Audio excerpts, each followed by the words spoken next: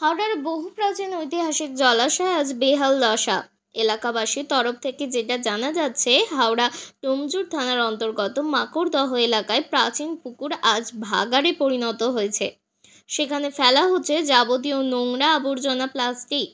জনবহুল এলাকা মাকড়দহ, সেখানে রয়েছে সমস্ত কিছুর বাজার হাট এবং প্রচুর মানুষের বসবাস। কিন্তু সমস্ত বাজার এবং এলাকাবাসীদের যাবতীয় নোংরা আবর্জনা ফেলা হচ্ছে ওই পুকুরের জলে। তাতে করে পুকুরটি নোংরা ঘাটে পরিণত হয়েছে। বর্তমানে এই পুকুরটি রয়েছে মাকড়দহ এলাকার বহু চর্চিত মন্দির মাকড়চণ্ডী মন্দির কমিটির দায়িত্বে। জানা যায় এই পুকুর থেকেই মাছ ধরে মায়ের ভোগ রান্না হতো কোনো এক সময়। মন্দির কমিটির তরফ থেকে এই পুকুর সংস্করণের বারবার চেষ্টা করেও সফল হয়নি। তাই আজ এই পুকুর একেবারে আবর্জনায় ভরে গিয়েছে। তবে এলাকাবাসীদের তরফ থেকে জানানো হচ্ছে এই পুকুরটি আবার নতুন করে সংস্কার করা হোক। মাকড়দহ থেকে সঞ্জু শ্রীমানের রিপোর্ট, জেবিপি নিউজ বাংলা। আমার ছোটবেলা থেকে দেখা বহু পুরনো পুকুর। এখানে মানুষ তো ব্যবহার করতে, হ্যাঁ, মানুষ ব্যবহার করতো, জল পরিষ্কারও ছিল। এখন তো ব্যবহারের অযোগ্য। অযোগ্য মানে পুকুরে জলই নেই, আর কি বলবো, জল কোথায়, খালি চারদিকে আবর্জনা ভর্তি। মানে কিভাবে হলো এই যে বিভিন্ন দোকানের ময়লা, আপনারা তো সামনেই দেখতে পাচ্ছেন, বিভিন্ন দোকানের ময়লা পড়ে আছে, প্লাস্টিক, মানে ফলের দোকানের ময়লা, বাজারের আনাজ, মানে পচা আনাজ, ডাবের মুচি, সমস্ত কিছু এখানেই মানুষ ফেলে এখন বাজারে সমস্ত কিছু। ঠিক আছে, আস্তে আস্তে জিনিসগুলো আমাদের শেষ হয়ে যাচ্ছে, পরিষ্কার জায়গা নষ্ট হয়ে যাচ্ছে। বলছি, এটা কোনো রকম পঞ্চায়েত বা এখানকার প্রশাসনের ব্যাপার থেকে কোনো সংস্করণের কোনো ব্যাপার হয়? না না না, কোনো রকম কিচ্ছুই হয় না। বহুকাল আগে একবার হয়েছিল, তারপর থেকে সে তখন অনেকদিন আগেকার কথা বলছি আমি, একবার পরিষ্কার হয়েছিল, মাঝখানে মাছ চাষ একবার করা হয়েছিল। ঠিক আছে, বেশ পরিষ্কার পরিচ্ছন্ন ছিল। তারপরে আস্তে আস্তে 10-12 বছর এরকমই পড়ে আছে। তো ভরাট হয়ে যাবে, ভরাট হয়ে যাওয়ার পর আস্তে আস্তে দেখবো বিল্ডিং হয়ে গেছে, পুকুর জলা জমি এমনি তো ভরাট হচ্ছে চারদিকে, এটাও কোনোদিন ভরাট হয়ে যাবে। রোডের সাইডে? হ্যাঁ, রোড সাইডে। হ্যাঁ, রোড সাইডে প্রমোটাররা তো মুখিয়ে আছে এসব জমি নেওয়ার জন্য। এতে কি প্রশাসনের মদত রয়েছে নাকি? সেটা বলতে পারবো না দাদা, তবে দেখে আসছি নোংরা পরিষ্কারও কোনো কারো উদ্যোগও নেই, কেউ উদ্যোগও নেয় না। ঠিক আছে, কি চাইছেন আপনারা এখন? রাজ্য সরকার থেকে তো বিভিন্ন জায়গায় পোস্টার দেওয়া আছে, দেখতে পাই আমরা, ডেঙ্গু আবর্জনার জন্য ডেঙ্গু হচ্ছে, বিভিন্ন রকম রোগ, ম্যালেরিয়া ছড়াচ্ছে, কিন্তু এই জায়গা প্রশাসনের চোখেও পড়ে না, আর এখানে কোনো বোর্ডও নেই, পরিষ্কার পরিচ্ছন্নও হয় না। এই নোংরা অবস্থা, দুর্গন্ধও ছাড়ে, নোংরা অবস্থা, আমাদের যাতায়াতও করতে হয়। ঠিক আছে দাদা, আপনার নামটা বলুন। আমার নাম রাজেশ শর্মা, আমার বাড়ি মাকড়দা শ্রীমানি পাড়া। আপনারা তো শুরু থেকেই দেখছেন, মানে এই যে একদম বেহাল দশা, কেন, কি সমস্যা? দেখুন, আমরা যখন ছোটবেলায় স্কুলে যেতাম তখন দেখতাম যে এই পুকুরে জল আছে, এখানে মাছ ধরা হতো, মাকড়চণ্ডীর মায়ের যে উৎসব হতো তাতে যে মাছ লাগতো সেই মাছ এই পুকুর থেকে যেত। আস্তে আস্তে আমরা দেখলাম যে পুকুরটাতে কোনো রকমের পুকুরটাকে সংরক্ষণ করার কোনো পরিকল্পনা না মন্দির কমিটি নিয়েছে, না এখানকার পঞ্চায়েতরা নিয়েছে।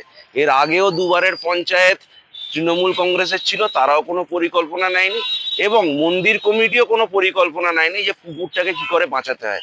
আস্তে আস্তে পুকুরের চারপাশের দোকানগুলো, সেখান থেকে সমস্ত ধরনের নোংরা ফেলে ফেলে ফেলে ফেলে পুকুরটাকে আজকে বুঝিয়ে দেওয়া হলো। এই পুকুরটা বোঝানোর পেছনে এখানে প্লট বানিয়ে, সেখানে বিল্ডিং বানিয়ে সেটাকে বিক্রি করবে কি করবে না সেটা আমরা বলতে পারবো না। কিন্তু মাকড়দার এরকম আমি আরো 2-3টে পুকুরের হদিশ আপনাকে দিতে পারি, যে পুকুরগুলো 15-20 বছর আগে জল ছিল, কিন্তু আস্তে আস্তে সেগুলোকে বুঝিয়ে দেওয়া হচ্ছে। এর পেছনে কি বৃহৎ পরিকল্পনা আছে সেটা যারা বোঝাচ্ছেন, আর এখানে যারা আপনার কমিটির যারা আছেন তারাই বলতে পারবেন, আমরা সাধারণ মানুষ কি করে বলবো। আচ্ছা, কি চাই করছে পঞ্চায়েতের? দেখুন, এই পুকুরটা অ্যাকচুয়ালি মা মাকড়চণ্ডীর সম্পত্তি, ঠিক আছে। তো হয়তো পঞ্চায়েত সেখানে ডাইরেক্টলি ইনভলভ হতে পারে না, কিন্তু পঞ্চায়েত যেহেতু এই পুকুরটা মাকড়দা 1 নম্বর গ্রাম পঞ্চায়েতের আন্ডারে, সেহেতু আমার ব্যক্তিগত মতামত, এখানে মাকড়চণ্ডী পুকুরের যে মাকড়চণ্ডীর যে কমিটি এবং পঞ্চায়েতের দুজনে যৌথভাবে কাজ করে এই পুকুরটা সংস্কার করে পুকুরটা যাতে আগের অবস্থায়, যে অবস্থায় ছিল সেই অবস্থায় ফিরিয়ে নিয়ে আসার দরকার আছে।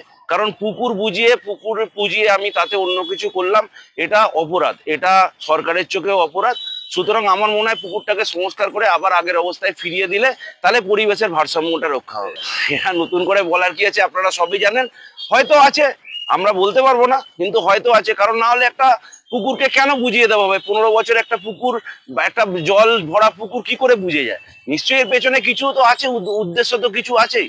যে উদ্দেশ্যটাকে সফল করার জন্য পুকুরটাকে বোঝানো চলছে, এবং তাতে কেউ কোনো বাধাও দিচ্ছে না। পুকুর নির্বিচারে পুকুর বোঝানো চলছে, আমরা তো দেখতেই পাচ্ছি। আপনার নামটা কি? আমার নাম ইন্দ্রজিৎ মুখোপাধ্যায়, আমি এই গ্রামের বাসিন্দা। আজ থেকে বেশ কিছু বছর আগে সংস্কার করা হয়েছিল। তদানীন্তন পশ্চিমবাংলার সরকার সহায়তা করেছিলেন আর্থিকভাবে, এবং মাকড়চণ্ডী মন্দির কমিটিও আর্থিকভাবে যৌথ সহায়তার মধ্যে দিয়ে, যদিও লায়ন শেয়ারটা সরকারের ছিল, করে আমরা পুকুরটাকে সংস্কার করেছিলাম, এবং জলও ছিল, এবং চারদিকে আমরা টিন দিয়ে ঘিরে দিয়েছিলাম। ঠিক আছে, কিন্তু এর মূল সমস্যা হচ্ছে পুকুরের জলে বা পুকুরে যদি কখনো অ্যাসিড পড়ে বা ছানার জল পড়ে, সেই পুকুরের জলকে রক্ষা করা বৈজ্ঞানিকভাবে বলছে, বিজ্ঞানীরা বলছেন খুব সম্ভব নয়। তো আপনারা যারা এখানে জানেন, অনেকেই এই পুকুরটা কাটা হয়েছিল, কেটে মাটি তুলে নেওয়া হয়েছিল, কিন্তু পরবর্তীকালে এই ছানার জলটা বিশেষ করে ফেটে পুকুরটাকে দূষিত করা হয়েছিল। কারণ আমরা এই পুকুরের জলটা যাতে ভালো থাকে, ময়লা খেয়ে নেয় এরকম মাছেরও চাষ করেছিলাম, পাঙস মাছ। সেই পাঙস মাছ 3 মাস 4 মাস পর মরতে শুরু করলো। ঠিক আছে, মাছও মরে গেল। এবং আমরা সরকারের কাছে তদানীন্তন আমাদের যে পরিবেশ দপ্তর ছিল তাকেও আমরা জানিয়েছিলাম, তাদের প্রতিনিধিরা এসেছিল। এখানে যে মিষ্টির দোকানগুলো আছে তাদের ছানার জল ফেলবে কোথায়? অ্যাকচুয়ালি এই দায় এবং দায়িত্ব আমাদের নেই, তবু মানবিকতার খাতিরে আমরা বলেছিলাম বিকল্প জায়গা দিচ্ছি, সেইখানে আপনারা ছানার জল ফেলুন, আমরা বিকল্প জায়গা মন্দির কমিটির থেকে করে দেবো। আমরা পুকুরের ওপাশে একটা জায়গা দেখিয়ে দিয়েছিলাম, সে করব বলে সেই কাজ ত্বরান্বিত হয়নি। আর এখানে যে ময়লাটা দেখছেন, এই ময়লাটা ফেলার জন্য আমরা যে ডোমজুড়ে দক্ষিণ চাঁপড়দা পঞ্চায়েত এলাকায় যে একটা রিসাইকেল সিস্টেম হয়েছিল, আমরা বিডিওর কাছেও আবেদন জানিয়েছিলাম। এখানের যে ময়লাটা আছে, এই ময়লা শুধু বাজারের ময়লা নয়, আশপাশের এখন ফ্ল্যাট কালচার, আশপাশের বাড়ির ময়লাও এখানে পড়ছে। এবং যেহেতু পলিথিন এখন ভয়ঙ্কর আকার ধারণ করেছে, পলিথিনটাই বেশি পড়ে। ঠিক আছে, তো আমরা তদানীন্তনকালে বিডিওকেও জানিয়েছিলাম। সেখান থেকে আমাদের জানানো হয়েছিল ওদের যা ক্যাপাসিটি, সেই ক্যাপাসিটি অনুযায়ী মাকড়দা অঞ্চলের ময়লা ওরা রিসাইকেল করতে পারবে না। এবং পরবর্তীকালে আপনারা জানবেন, যেটা ওইখানে একটা রিয়া মনবাড়ি করেছে, তার আশপাশে ফেলা হতো, পরবর্তীকালে ওখানেও ফেলা বন্ধ করে দেওয়া হয়েছে। আমাদের এখান থেকেও মাল নিয়ে ওখানে গেছে। আমরা ভ্যাটের জন্য বলেছিলাম আমরা জায়গা দেবো, কিন্তু ভ্যাটটাকে প্যাক করে রেখে দিলে হবে না, ময়লাটাকে কোথাও ফেলতে হবে, আমরা সেই জায়গাও বলেছিলাম। কিন্তু যে কোনো কারণেই হোক সরকারও করে উঠতে পারেনি, কারণ এই কাজটা একা মাকড়চণ্ডী মন্দির কমিটির পক্ষে করা সম্ভব নয়, এটা সবাই জানে। আমরা সকলের সহযোগিতার মধ্য দিয়ে এগোতে চাই। আপনাদের বলতে পারি যে এই পুকুরটাকে পূর্ব অবস্থায় ফিরিয়ে দেওয়ার জন্য সর্বতভাবে মন্দির কমিটি সক্রিয়ভাবে কাজ করে চলছে, এবং আমাদের আগাম যা পরিকল্পনা আছে এই পুকুরটাকে তার পূর্ব অবস্থায় ফিরিয়ে দেওয়া। এবং এখানে আপনারা দেখছেন যে অস্থায়ী দোকানগুলো আছে, এই অস্থায়ী দোকান থেকেও একটা আবর্জনা এখানে ফেলছে, আমরা সেগুলোও চেষ্টা করছি সরকারি বিধিনিষেধ অনুযায়ী অস্থায়ী দোকানগুলোকে স্থায়ী দোকানে রূপান্তরিত করে পুকুরটাকে তার পূর্ব অবস্থায় ফিরিয়ে দেওয়া। এবং আমাদের এই প্রকল্প যাতে বাস্তবায়িত হয় তার জন্য গত প্রায় 1.5 থেকে 2 বছর আমরা কাজ করে চলেছি। বর্তমানে সরকারের অনেক বিধিনিষেধ আছে, পুকুরে কাজ করতে গেলে অনেক বিধিনিষেধ পালন করতে হয়, সেইগুলোর মধ্য দিয়ে আমরা এগোচ্ছি। আমরা আশাবাদী যে সরকার আমাদের সঙ্গে ইতিবাচকভাবে সাড়া দেবেন, এবং মাকড়দার মানুষের স্বার্থে আমরা এই পরিকল্পনাকে বাস্তবায়িত করতে পারবো। এবং ইতিমধ্যেই আমাদের সঙ্গে যে মাকড়দা 1 নম্বর গ্রাম পঞ্চায়েত আছে তাদের সঙ্গে আমাদের প্রাথমিকভাবে কথা হয়েছে, যে ময়লাটা এখন ওরা ক্যাপাসিটি বেড়েছে, রিসাইকেল করার জন্য ময়লাটা নিয়ে যাবে, আমরা ভ্যাটের জন্য জায়গা দেবো।